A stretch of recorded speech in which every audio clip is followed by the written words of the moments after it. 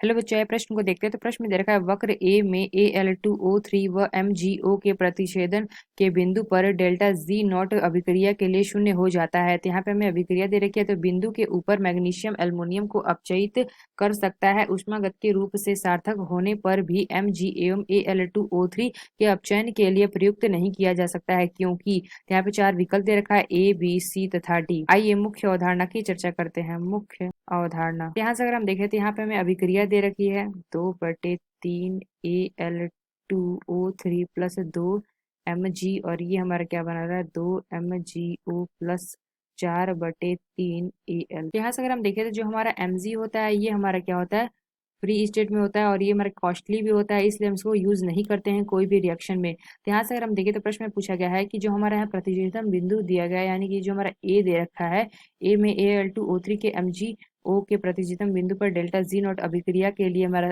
क्या है, शून्य हो जाता है।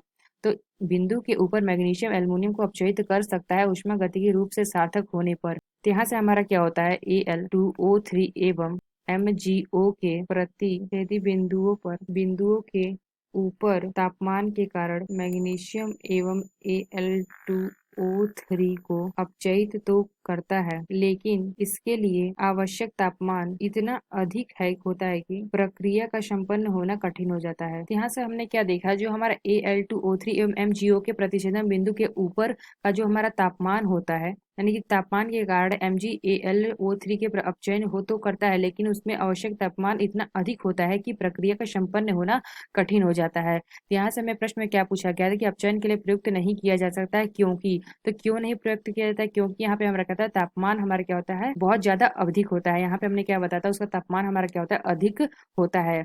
यानी हम कह सकते हैं जो हमारा पहला विकल्प दे रखा है कि आवश्यक तापमान उच्च होता है, यानी हम कह सकते हैं जो हमारा पहला विकल्प दे रखा है यह विकल्प हमारा सही होगा कि Mg को Al2O3 के अपचयन के लिए प्रयुक्त नहीं किया जा सकता, क्योंकि जो हमारा आवश्यक ताप होता है, यानी कि तापमान होता है, बहुत उच्च होता है, यानी कि बहुत अधिक होता है। तो आशा करते हैं आपको समझ में आया होगा। धन्यवाद।